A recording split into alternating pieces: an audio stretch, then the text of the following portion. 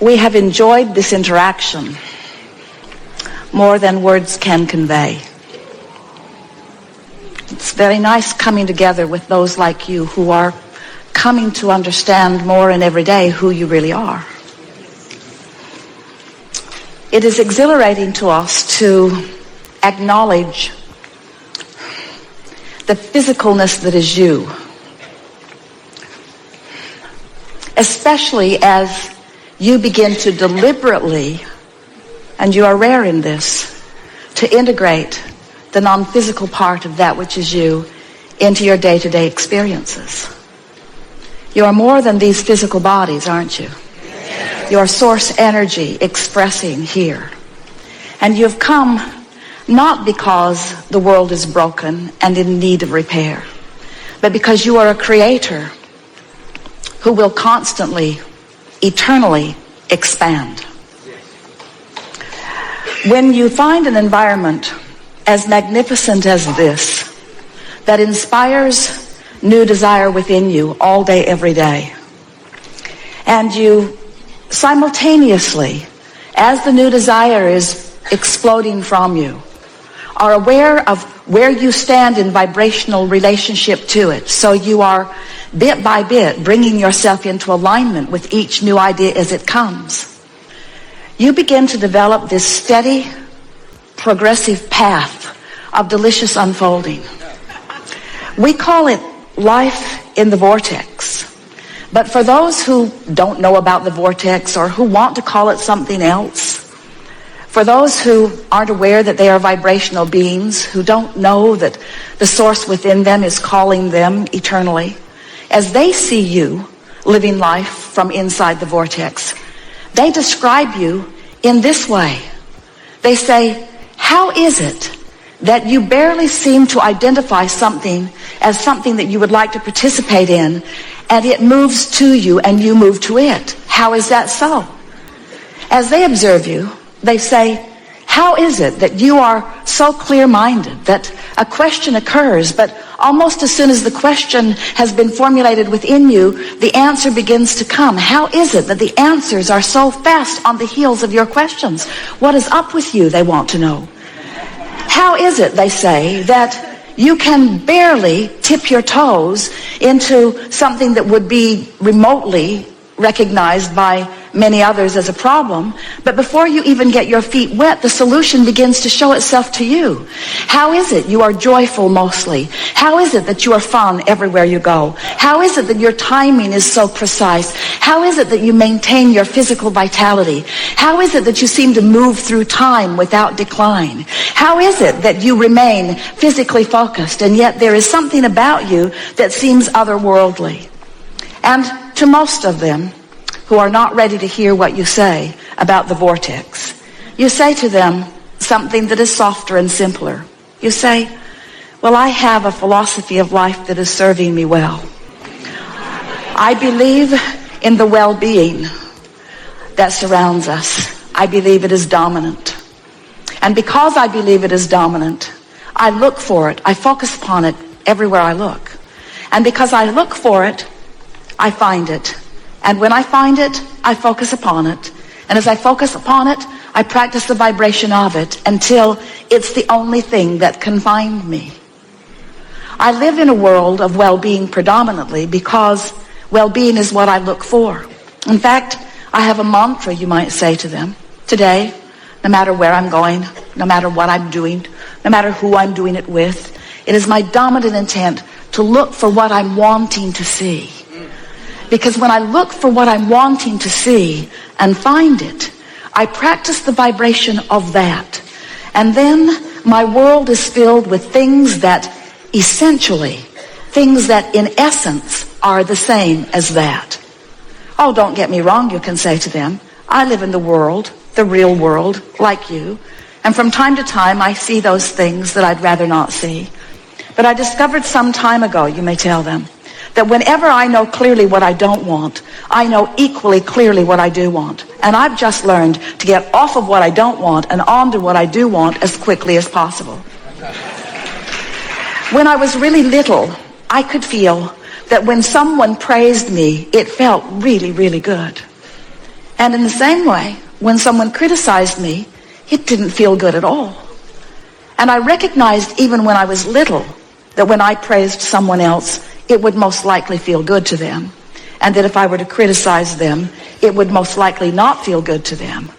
But what I was startled to discover is that every time I criticize anyone else, I don't feel good either.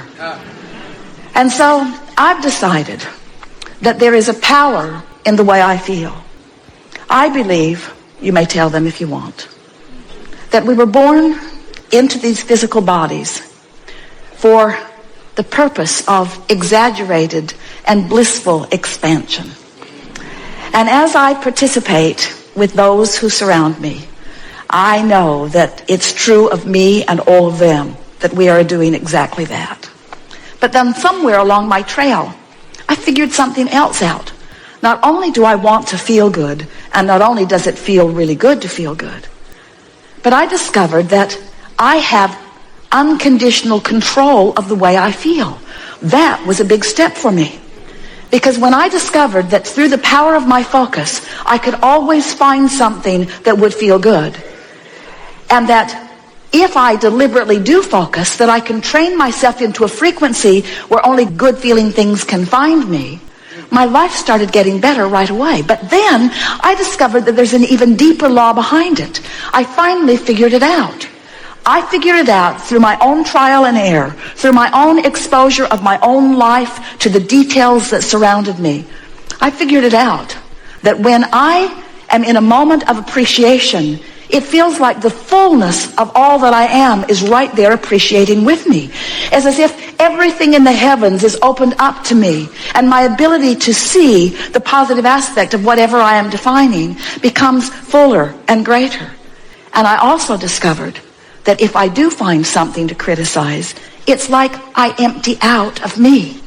It's like I go somewhere where the larger part of me does not go. So once I got wind of that, once I started figuring out that I am in harmony with that which is source in my joy and in my love and in my praise, and I'm out of harmony in my criticism, in my anger, in my fear, I began to recognize that I was born with this guidance system, that this system within me to let me know not just how to get the most beautiful things in the world. I don't think that is really my purpose, although I don't mind getting it. I discovered that I was born with a guidance system to help me keep up with me. And I discovered that in any moment in time that I'm not keeping up with me, I can't bear it. For a long time, I thought that my negative emotion was because of something that somebody else was doing. And I cannot tell you how liberated, these are your words to them, I cannot tell you how liberated I was when I discovered that I hold the keys to my own freedom. That freedom, all that freedom is the freedom from resistance. And that resistance can only be self-applied. Other people can behave in ways that are unpleasing, but I have to look. Other people can behave in ways that don't feel good to them, but unless I give it quite a bit of my attention, I don't get hooked into it, and so it doesn't become part of my experience. Then they may say to you, well, this all sounds good, and I see that you are living a much happier than usual life. But what can I do? How can I get into a better feeling place when I have this that is bothering me and this that is a crisis and these things that have gone wrong? How can I focus upon positive things when there is so much around me that is not positive? And then you say, if you want to, well, I don't know about you, but I decided that it was just a choice that I would have to make. That I could focus upon the problems of the world and perpetuate those. Or I could focus upon the solutions of the world and perpetuate those. And beyond the perpetuation of the solution, I discovered that it feels way better to focus upon the solution than the problem. And so I do it for me. Selfishly, I have to tell you, I do it for me. And then they may say to you, oh, I've heard of selfish ones like you. who get yourself into a good feeling place and then will not look where it does not feel good. How is it that you can put your head in the sand and not notice what's going on in the world? And then you say, oh, I notice, because I was born to do that. I was born to sift through the details of life experience and to choose those things that feel the best to me. And so I want you to know, you can say to them, that I see plenty of things that I don't want to perpetuate, but I don't get hung up in the vibration of that anymore. I move quickly from what I don't want to a statement of what I do want. And then I do my very best to practice the vibration of what I want. A lot of my friends don't want to hang around with me anymore, because when they want to complain and I don't listen with any sort of sincerity, they are annoyed. Sometimes they even get their feelings hurt. And then I discovered something that kept them from getting their feelings hurt. I started practicing it one by one with friend after friend, with family members, with friends, even with people that I was just meeting standing in line someplace. I began to practice this. It goes like this. So they would say, how about that? I sure don't like that. And I would say, yes, but how about this? This is much better. At which point they would say, man, are you blind? Can't you see what's going on? And so I realized that trying to point out the positive aspects to someone who's standing in the middle of negative aspects wasn't going off very well. In fact, it just annoyed them and made them determined to not be with me. So I decided I had to go underground with it for a while. I decided that I couldn't be so overt about it. I couldn't be so in their face about it. So I just practiced in my own mind. When I would hear a complaint from someone, I would write down, if I could, or remember if I could, what is it that I think they really want? Because it's pretty easy to know what someone wants when they're expressing what they don't want. And then I would practice seeing them having what they wanted rather than seeing them as not having it. I began practicing seeing them as they want to be. When someone indicated to me that they were sick, I immediately began to see them as well. And I began practicing the vibration of wellness. And then one by one, as my friends would present themselves to me, not one of them was put off by my newfound vibration, because this is the way it would play out. They would say, things aren't going well for me. And I would say, you know, I heard about that, but then I remembered who you are. And I began practicing in my own mind. When I'm not with you, it's much easier, I have to tell you. I began practicing in my own mind who you really are. And I've discovered things about you that are so intoxicating that now I think about them, not because I'm trying to help you improve, but because it just simply feels so good for me to acknowledge who you really are and what you've really got going on. And this is the list I've made about you. These are the positive aspects of your life. This is who I know you truly to be. This is how I see you. This is how I know you. And this is why I love you, you see. It is our promise to you that as you begin practicing the positive aspects of circumstances and events, of governments, of other governments, of political parties, of people that you know, of family members, of your mothers and your fathers and your children, of your friends, of people that you have formerly called your enemies, as you begin to tune yourself to what this time-space reality is helping you to put in your vortex about them. You see, these aren't just people running around annoying you or pleasing you. These are people running around causing you to build a vortex version of you.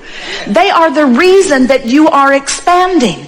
And so when they are the reason that you're expanding and you look back at their trouble, now you're extra mad at them because first they caused you to expand and now they're holding you back from your expansion.